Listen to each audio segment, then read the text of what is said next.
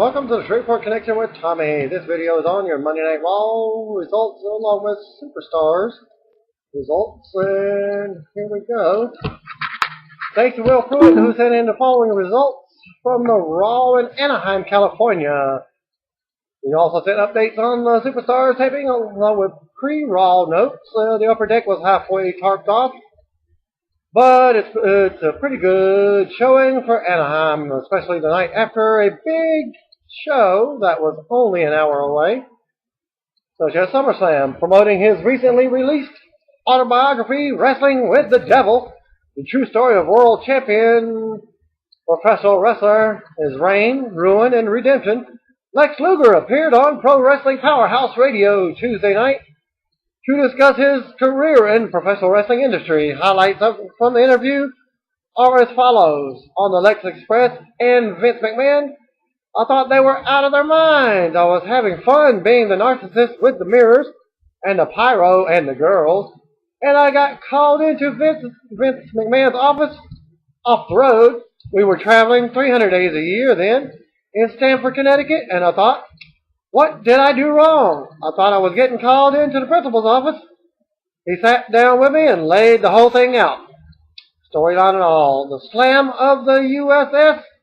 We're on the USS Intrepid on July 4th, and then he talked about the bust too.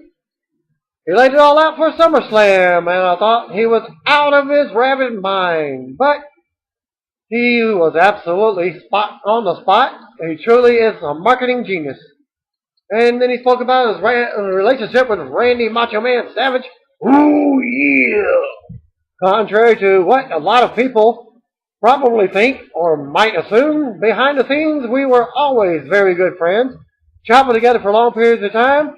Went to the gym together, traveled to Europe together. We played cards together, even later on.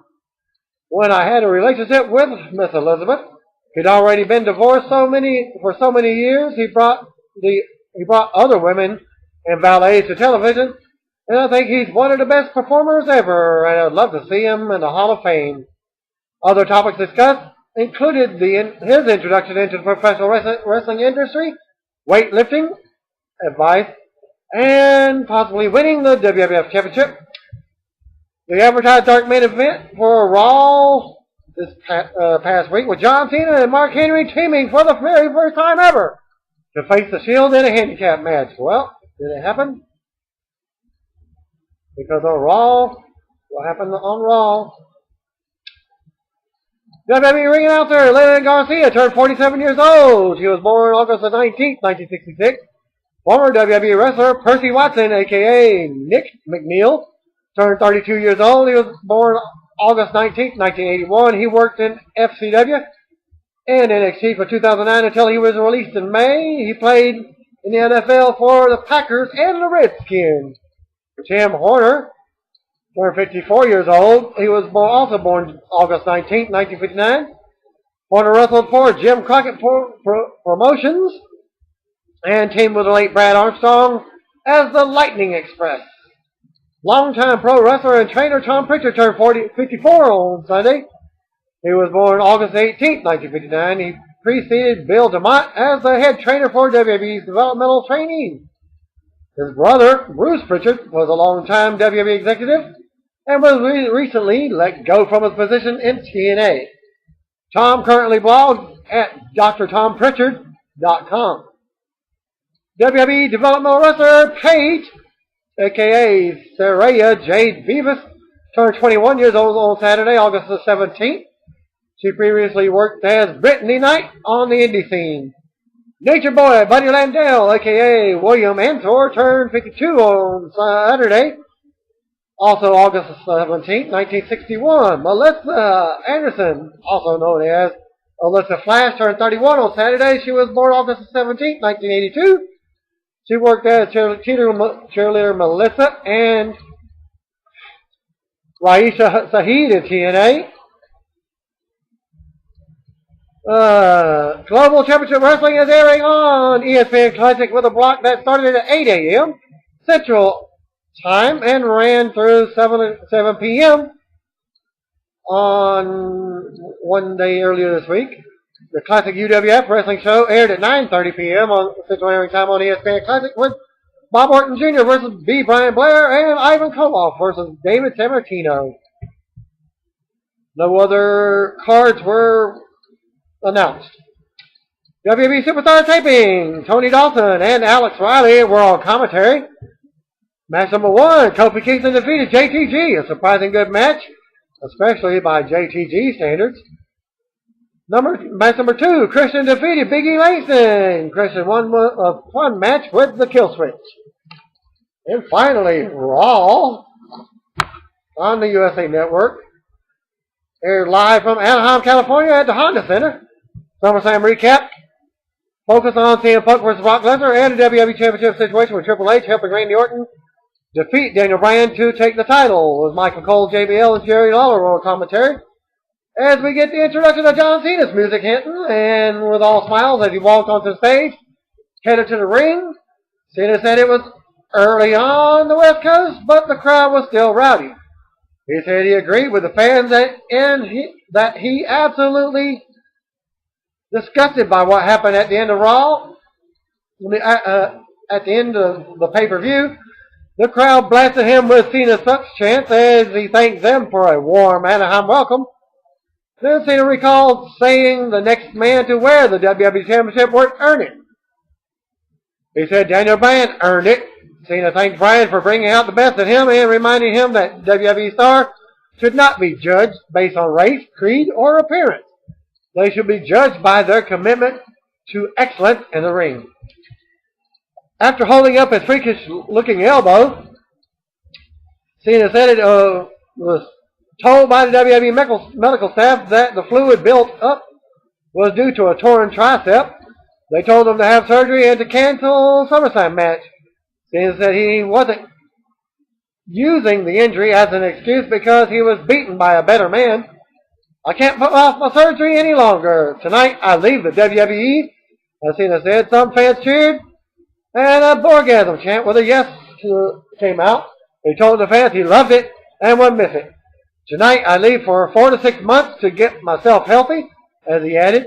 Cena said before he left he wanted to introduce a man who earned his respect and earned the right to be called champion. WWE Universe, tonight I give to you Daniel Bryan, as Cena concluded. Bryan's music played and he walked to the ring with a serious look on his face without leading the yes chant. Cena handed him the mic and then left the ring. Before Bryan could speak, Stephanie McMahon's entrance music played. She told Bryan that she was sorry that he had the WWE Championship taken away, but her husband was just doing what is best for business. Bryan said he expects that from Stephanie and her father, but Triple H was a rebel and a renegade, but now he's wearing a suit. He's got a corporate haircut, and I guess what they say is true. When you lie down with trash, sooner or later you start to stink. As Bryan said, Stephanie said Bryan was clearly upset, so she would let that slide. Bryan mocked her and asked the crowd to cheer for Stephanie for letting it slide. What are you going to do? Fire me, he said. Bryan said he would go back to wrestling in the armories and selling t-shirts out of cars. He said he's not afraid to be fired, but before he leaves, he will give her a reason to fire him for. Stephanie said no one wants to fire Bryan, but his anger management issues are clearly messing with his mind. She said he's very valuable and is the ultimate underdog, but I need to manage it. I need to manage your expectations, she said. Not everyone can be the face of the company. Not everyone can be the championship material. She brought up Bryan's height and weight and said not everyone can be supermodels. She said Bryan has a place.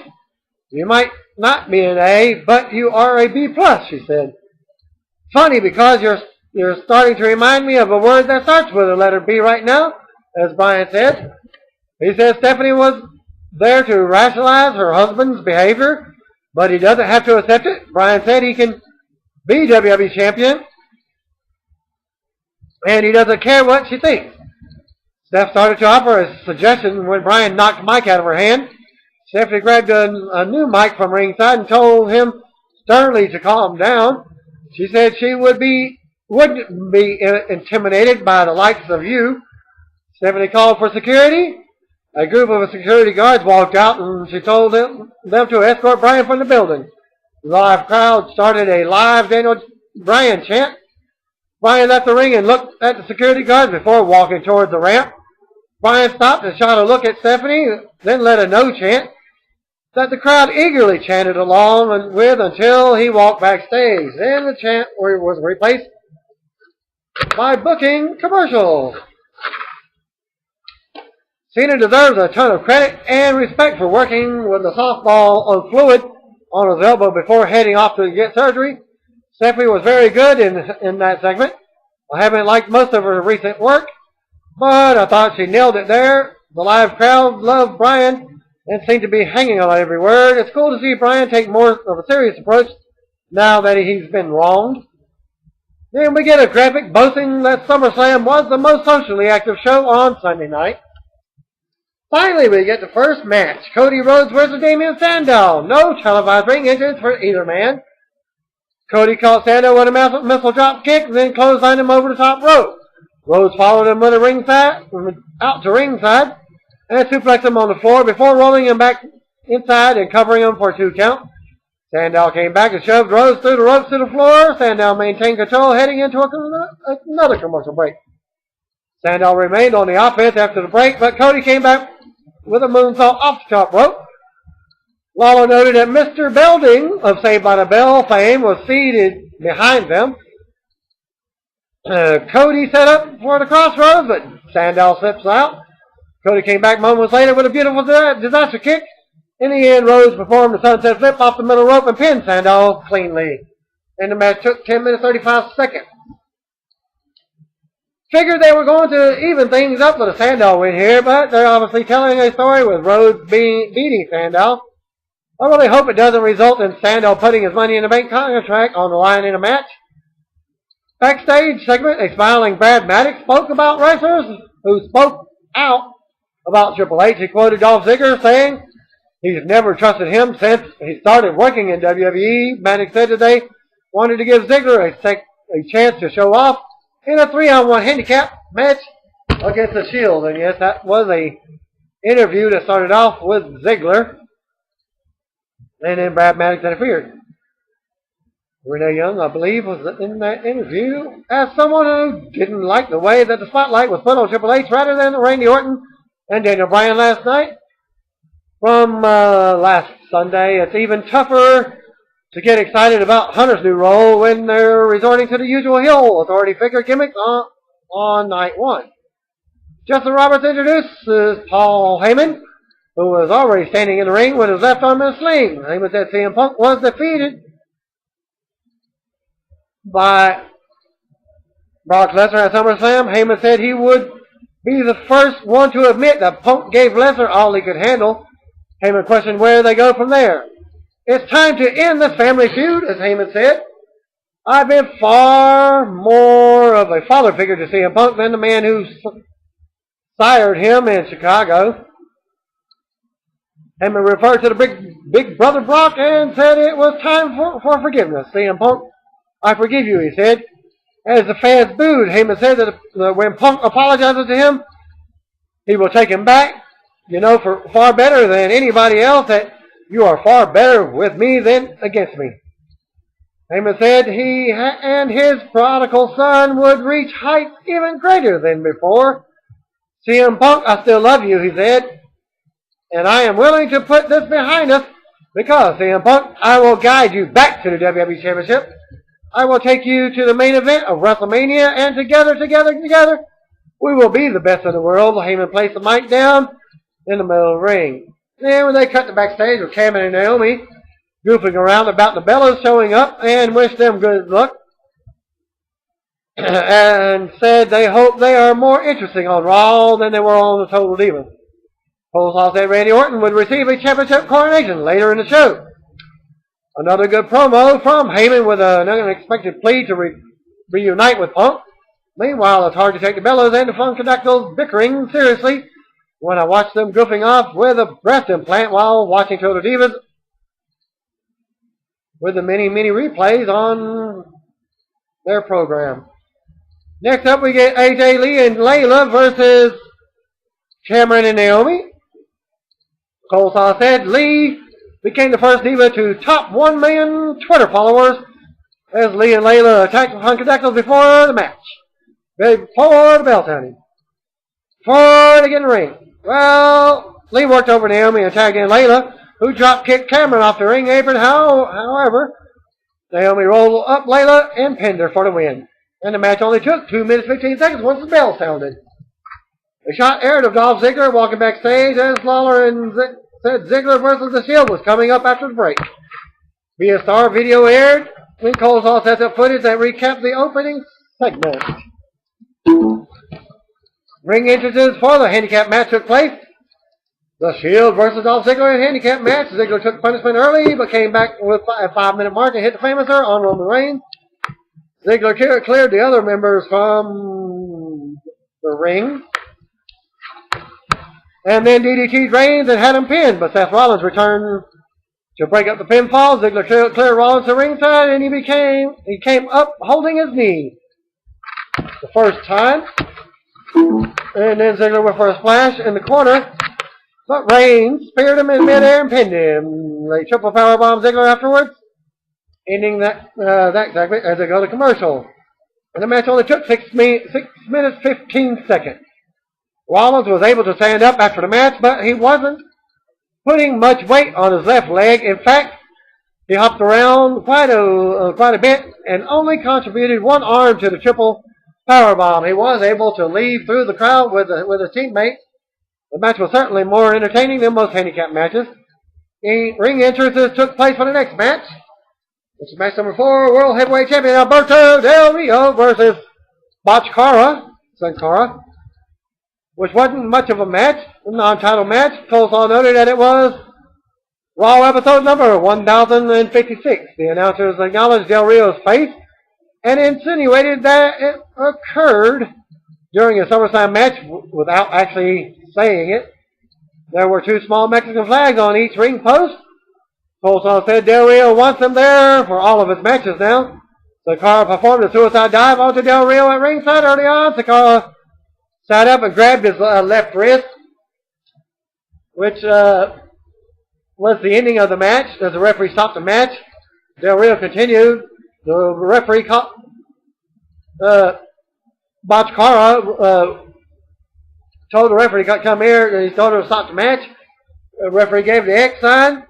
Del Rio ended up rolling him back inside the ring while the trainer was still tending to him. And the trainer pushed away Del Rio, and Del Rio kicked back at Sin Cara. Then the referee called him off and waved off the match. And the match only took 1 minute due to referee stoppage. And all he did was dislocate a finger. What other sources said is he dislocated several fingers. It was just a weird spot as Sin Cara's hand seemed to make contact with Del Rio's head. Yet it also looked injured when he sat up. After the match, Del Rio cut the promo about being a hero to Hispanic viewers. Ricardo Rodriguez walked on stage. He said Del Rio isn't a hero to him, the people, and especially the Latino community. As Ricardo said, he is very happy that he doesn't have to represent Del Rio anymore. In fact, I'm beyond proud that I represent somebody new. Ricardo then said he has a new man that will stand for people. The crowd suspected Rey Mysterio, but Ricardo introduced RVD. RVD walks out and headed to the ringside with Ricardo. RVD entered the ring and attacked Del Rio, but he quickly fought it off. RVD caught Del Rio with a kick and set up for his finisher, but Del Rio escaped and rolled out of the ring. RVD and Ricardo did the thumb-pointing routine together.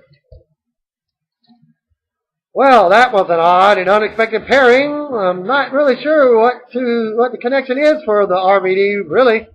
Needs a corner man, though he did have Bill Alfonso back in the ECW days. I guess this means that they will continue to ignore the RVD and Heyman history. That has led to a lot of speculation that RVD would end up feuding with CM Punk on Heyman's behalf. Will Ricardo trade in the Mexican bucket he carried around for Del Rio for an RVD bomb? Zeb Coulter cuts an in-ring promo with Antonio Cesaro and Jack Swagger standing by. He said WWE has made headlines lately and questioned why Cesaro and Swagger aren't getting that attention. He complained about illegal immigrants and ragged on Anaheim and then had everyone say, "We, the people," to close out the segment. Then we get the primetime players versus the Real Americans with Zev Coulter. Darren Young starts the match for the players, but Titus tags in and ended up selling for the heels. Notice to all fans of the primetime players, they have now turned face since the Darren Young admitting that he's gay, as Young took the hot tag and performed an impressive overhead throw on Cesaro. Moments later, Young hits the double knee to the gut finisher on Cesaro and then pinned him. And the match took 4 minutes and 50 seconds. As the primetime players defeated Real Americans. Broadcast team never referenced Darren Young announcing that he is gay. So for now, it appears his character is the same, and they're leaving his sexuality out of it. I know I wasn't the only person who was nervous when Coulter brought up WWE making headlines to start his promo, but he didn't go there either. Rather, it was just a business as usual. By the way, you gotta love the fan who keeps holding up the "Bring Back the Rock" sign, as if the thought hasn't crossed Vince McMahon's mind. Backstage segment again with Renee Young interviewing Big Show and asked him about the possibility of teaming up with Mark Henry to go after the tag title. Big Show confirmed that the rumors are true, only to be interrupted by Brad Maddox again, who just dismissed Young, Renee Young. Maddox said Show made disparaging remarks about Triple H. Show said it's America and referenced freedom of speech. Maddox booked the Shield versus the Show in a handicap match with all three Shield members allowed in the ring at once. Texas Tornado rules, and Show asked if he's sure he wants to do that to the Shield as they go to commercial. Why must every big heel authority figure angle be followed by a slew of handicap matches? I guess we'll get a better idea of how Rollins' leg is doing later during the match. Backstage, Zack Ryder and Justin Gabriel were talking with a Foot Locker worker about a pair of shoes. This is built into a, looked like a Foot Locker contest, actually. Fandango's music played, and he and Summer Rae showed up and danced up the other wrestlers as they left. And they talked about to the Foot Locker guy and then danced again. Am I the only person who assumed Foot Locker guy was just another referee? But is wearing a referee shirt just like a Foot Locker employee. As bad as that was, at least it's not he who shall not be named for a Subway. A video recapped the CM Punk vs. Brock Lesnar match and the WWE Championship matches from SummerSlam. Backstage, Ryback harassed another guy in the locker room. He made the wrestler pick up his bag, then took it from him and threw it into the shower. He made the guy open his bag, slapped him, and ordered him to turn on the water. Then he ordered the guy to back up into the shower and turn on the water to fill up the bag. And then just ordered the guy to get the hell out of his locker room. Next up, we get Big Show making his in-ring entrance. I thought Bully Ray was on the verge of creating the hiding rape scene for a second there. Being Ryback. Is it Bully Ry? Bully Ry. Bully Ryback. At least he's moved on from picking on the cooking staff. Match number 6, Big Show versus the Shield in a handicap match. All three members were allowed to be in the ring at the same time. Show cleared Roman Reigns from the ringside right away. He tossed Ambrose out a short time later, then tossed Rollins all over the top as well. Reigns entered the ring again, only to eat a spear from Show. Later, Show had his knee clipped from behind as Rollins followed up with a leap off the top rope and connected with a knee to the head on the way down. Show came back, but Reigns speared him. And then sets up the triple powerbomb on Show, and all three men covered him for the win. And this time, no limping or no from Roman Reigns. Then the Shield, the Field won the match at 4 minutes, 3 seconds. 30 seconds, man. It looks like Rollins is fine, as there's no way he could be out there working and doing as much as he did in this match. And if it was something serious, he did sell it whenever he was tossed to ringside, but he seemed to be moving about pretty well. As for Seth Rollins, him on the other hand, he did the same, holding his knee up, and the handicap matches made show, and Ziggler looked strong in defeat while making the Shield look a little soft, even though they won both matches. CM Punk music hit, and he lifted his way onto the stage. I can't believe he's even walking a whole sled. Punk lifted his way to the ring for a promo to a strong reaction from the live crowd. Punk took the mic and said he doesn't know what to say because he had too much going on upstairs. Punk said Heyman said a lot of things and pushed a lot of buttons. Suddenly, Punk turned his attention to a fan that heavily booed him. He dared the fan to become a man and climb inside the ring so he could render him a toothless shell of a man. Punk told him to be a man or sit down and shut his mouth. And that was a heel promo that was, woo! It got his blood boiling. As the live crowd loved it. And they even told the fan to shut the hell up and sit his ass down. And the fan just laughed his ass off. Punk called for Heyman to come out to see him face to face with a tease that he might just get the apology he's looking for. Heyman walked out with Curtis Axel at his side. He said the doctor said he wasn't fit to compete. Yet he was dressed in his gear and teased up because all he knows is all he has. He said he lost the fight at SummerSlam, but he's still standing. Punk said he's sorry, but it's for taking his eyes off Lesnar for a split second so he could seek revenge on Heyman. He said he's sorry he didn't break Heyman's arm off and take it home with him. He said next time he will spit in Heyman's face, rip his arm off, and then take it home. Punk said he's going to get his revenge and challenge Heyman to do what this big fat guy didn't have the balls to do, fight him like a man inside the ring. Heyman said he is the person who should apologize. I am sorry for what is about to happen to you, Heyman said. He told Axel to go backstage to tape up his hands for a fight. Heyman said that he is not the fat guy sitting in the front row. He can be the worst nightmare that Punk has ever seen. And Heyman said that if Punk is still in the ring after the commercial, Axel will finish the job that Lesnar started on Punk as they go to commercial. For those wondering, yes, .net was in the building, but he is not fat, nor is he the guy that Punk was yelling at. However, the night is young. After the break, Axel returned with his fists taped and headed to the ring. Punk got the better of Axel and dumped him into the timekeeper's area. Punk walked toward Heyman, then turned and performed a running dive onto Axel. Punk picked up the timekeeper's bell and swung it at Axel's gut. Punk rolled Axel back inside the ring and looked at Heyman, who was standing in the aisle. Punk sets up for the GTS, but Axel slipped out and clipped Punk's leg. Lawler pointed out that there was no referee and Axel could do anything he wanted. Axel wrapped a chair around Punk's bad leg. Heyman yelled that Punk was the prodigal son and broke his heart. Axel went to the ropes, but Punk moved before he could land on him with the steel chair wrapped around his leg. Punk took the chair instead that was laying on the mat and beat Axel with it.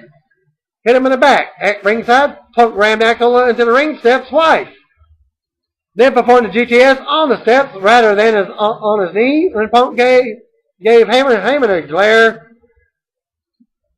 that wouldn't blink his eye. Punk's music played and Heyman backed up the ramp with Punk watching every step of the way. Wyatt family was hyped after the break.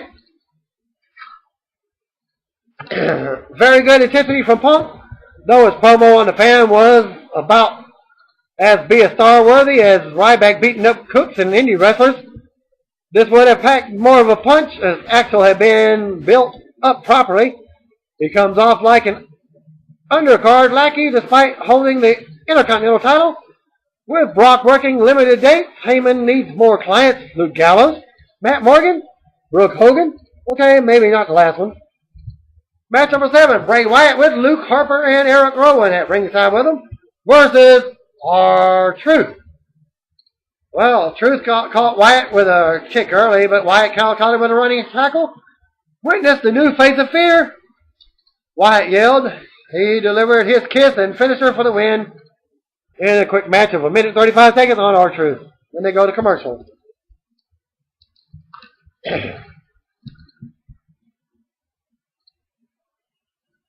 And then they show a vignette airing for Los Matadors. If you didn't catch my previous videos, my prediction is the Primo and Epico's repackaged mask gimmick. Then the Tito Santana thing didn't work so well, but this is twice as good. Just when you thought it couldn't get worse for Primo and Epico, Carlito must really regret his WWE departure now. Match number 8, the Uso brothers versus Heath Slater and Jinder Mahal with Drew McIntyre. In the end, one of the Usos tagged his brother and dove onto the 2 of the 3MB members on the floor. Then his brother performed a top rope splash on Jinder for the win. And that match took 5 minutes 25 seconds. Let the record show that I watched one of the Uso brothers touch the bare breast of a woman earlier. That most sound really bizarre to those of you who did not watch Total Divas this week. Even so, this is the most memorable moment of their WWE run. Footage aired of The Miz punching Fandango from SummerSlam. Match number 9. The Miz versus Wade Barrett. There was a loud "Let's Go Barrett" chant at the opening point of the match. When Miz was starting to make his comeback, Miz threw a couple of kicks to Barrett's inner thigh at one point. He eventually locked in the figure 4, but Fandango came out and performed a top rope leg drop on Miz to end the match. Fandango and Summer Rae danced afterwards. So the Miz defeated Wade Barrett by disqualification in 4 minutes 50 seconds. Cody shaves his mustache and goes on a winning streak. Barrett shaves what was left of his beard, and he can't even beat the Miz. A shot aired of Brad Maddox walking backstage. He approached Stephanie McMahon and told her that the heading of the building security informed him that Daniel Bryan was back in the building. Steph thanked him for the update and headed into Mr. McMahon's office as they go to commercial. After the break, most of the WWE wrestlers were standing on the stage with Triple H in front of them. Vince McMahon and Stephanie McMahon stood in the ring, and Vince told the crowd to give it up for Triple H. The Shield were standing at ringside serving as security. Vince congratulated Hunter for seeing the light and gave him a big hug. The fans chanted, "You sold out," at Hunter. Triple H said he did what he did to ensure the future of the WWE. He said he did it for all the fans, all the wrestlers standing on the stage, for Vince McMahon, his father, and for Vince's granddaughter and the grandfather. I did it for him, so this will be here long after he is gone, Hunter said. He added that he did it for his wife and his children, so it will exist in their future. Who knew WWE was so unstable? Triple H said he considers Daniel Bryan to be a friend. Hunter referred to Bryan as one hell of a little technician and praised him for giving Cena a hell of a match. Hunter questioned the idea of Bryan being WWE champion and the face of WWE. The fans chanted yes. No, no, no, Hunter said. You deserve better than that. As it goes past the 3-hour mark, Hunter said that the fans deserve the complete package. He said that the fans deserve A+, which is what he gave them. And Daniel Bryan comes out there and says he has a personal problem with that. As Hunter asked, that's a sacrifice I'm willing to make. As Hunter turned it to him and asked the fans if they think he wanted to do that to Bryan because he overachieved. Hunter said it hurt him personally to do that to Bryan. Hunter brought up Randy Orton and said that there's no love lost between them. Triple H said he buried his personal feelings for what was right for the fans. He said he buried it all due to what it was right. He said he doesn't really care about Bryan having a personal problem with what he did. You saying you had a personal problem with it is just self, he said. Triple H told Bryan to check his ego at the door, just as he does when he does go to work. It's not about me, and it's not about what I do. It's about the WWE Universe, and you put your personal feelings aside and do what's best for the business, he said.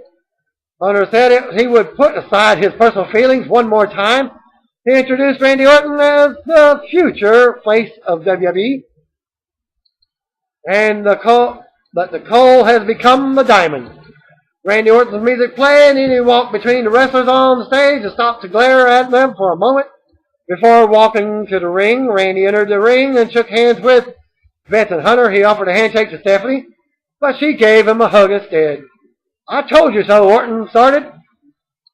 I told you that when I cashed in, you would not see it coming. Sir? He noted that he is an apex predator for the 10th time. He said he's not usually the one for saying thank you, but he would make an exception. He told Triple H that he owes all of it to him. They shared a quick hug. Orton told the fans they should stand up and show Triple H the respect that he deserves. Hunter said he knew that Daniel Bryan was in the building. He asked him to come to the ring and get it all off his chest. You can come out here and have a good cry, Hunter said. Whatever it takes so that you can move on with your little career. Hunter told the Shield members that they are intimidating and asked them to move aside. He said he doesn't want anyone on the stage to touch Bryan. Hunter led the crowd in the Borgasm chant with yes, to encourage Bryan to come out, and then had his music played. Bryan came out and started to climb onto the ring apron when he was attacked by the Shield. Bryan became the third man of the evening to get the better of the Shield. However, Reigns recovered and speared him on the floor. The other Shield members put the boots to Bryan. They set up for the triple power bomb, but Hunter told them to stop. He said Bryan had something to say and invited him into the ring to speak his mind. Bryan struggled to get up and was mocked by Hunter every step of the way. Bryan finally made it into the ring and then ate an RKO from Orton. Triple H, Vince, Orton, and Stephanie all raised their arms in the middle of the ring while standing over Bryan to close the show. Hunter played his role well, and if you're into the idea of another McMahon family heel run, then this is what you got. I like the way Bryan was cast as the top babyface throughout the evening, since Cena is gone for 4 to 6 months. May make it back before WrestleMania. I dread the idea of handicap matches, lopsided stipulations, and all the usual heel authority figure antics that were started tonight. Alright, what happened after all, thanks to Will Pruitt, who attended the Anaheim, California show, with the following report after we went off the air. The Shield were set to attack Daniel Bryan, but Big Show, Mark Henry, and Dolph Ziggler came out. Bryan rolled from the ring. Ziggler, Henry, and Show eliminated the Shield members with the finishers. Many finishers, in fact. Well, since it's in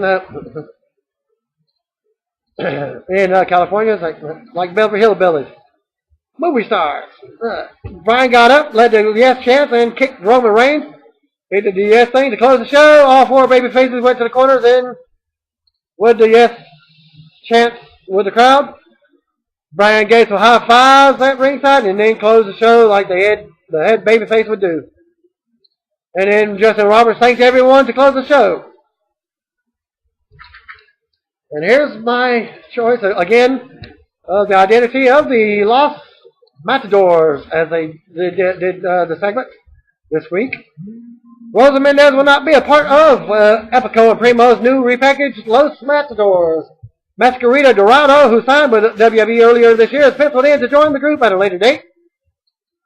On a related note, WWE recently trademarked Torito and Torlito, which may be the new name for Epico and Primo. WWE told certain key people that some of the match finishes at SummerSlam should be changed at the last minute in order to prevent leaks of the actual predictions at the end of the night. None of the finishes were actually changed. And that will end my report for this week's Raw. Or this past week's Raw. Thanks again. Peace out.